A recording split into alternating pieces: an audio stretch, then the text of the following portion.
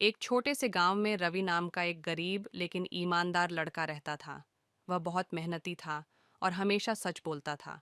उसके माता पिता ने उसे सिखाया था कि ईमानदारी सबसे बड़ी पूंजी होती है और सच्चाई का साथ कभी नहीं छोड़ना चाहिए।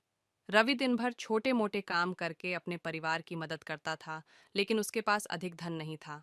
बावजूद इसके, वह हमेशा सच्चाई और ईमानदारी के रास्ते पर चलता था। एक दिन जब रवि बाजार से घर लौट रहा था, तो उसने रास्ते में एक चमचमाती हुई सोने की अंगूठी देखी। वह कुछ देर तक उसे देखकर सोचने लगा, यह किसी की खोई हुई होगी। अगर यह मेरी होती और मुझसे गिर जाती, तो मुझे कितना दुहक होता। ये सोचकर उसने अंगूठी उठा ली और तय किया कि वह इसे उसके असली मालिक तक पहुंचाएगा। रवि गांव में कई लोगों से पूछने लगा, क्या किसी की सोने की अंगूठी खो गई है? लेकिन किसी ने भी इसे अपना नहीं बताया। फिर किसी ने कहा कि यह गांव के सबसे अमीर व्यक्ति सेठ गोपाल दास की हो सकती है। रवि बिना किसी लालच के सेठ जी के घर पहुंचा और दरवाजे पर दस्तक दी। सेठ जी ने दरवाजा खोला और रवि को देखकर आश्चर्य से पूछा, बेटा, क्या काम है? रवि ने हाथ जोड़कर कहा, सेठ जी, मुझे रास्ते में यह अंगूठी मिली। लोग कह रहे थे कि यह आपकी हो सकती है। सेठ जी ने अंगूठी देखते ही पहचान ली और उनकी आंखों में चमक आ गई। वे बोले, अरे, यह तो मेरी ही अंगूठी है। ये मेरे लिए बहुत कीमती है बेटा। तुमने इसे लौटाकर बहुत अच्छा काम किया है।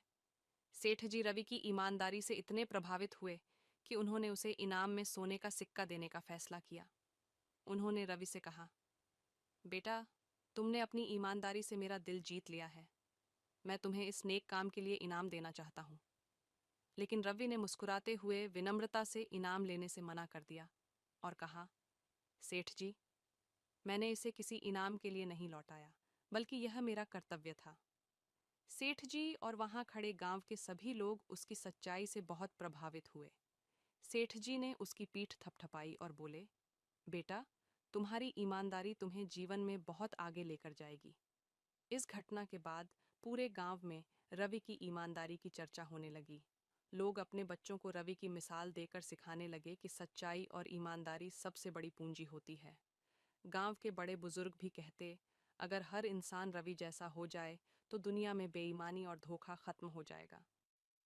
इस कहानी से हमें यह सीख मिलती है कि ईमानदारी सबसे बड़ी दौलत होती है और सच्चाई का फल हमेशा मीठा होता है।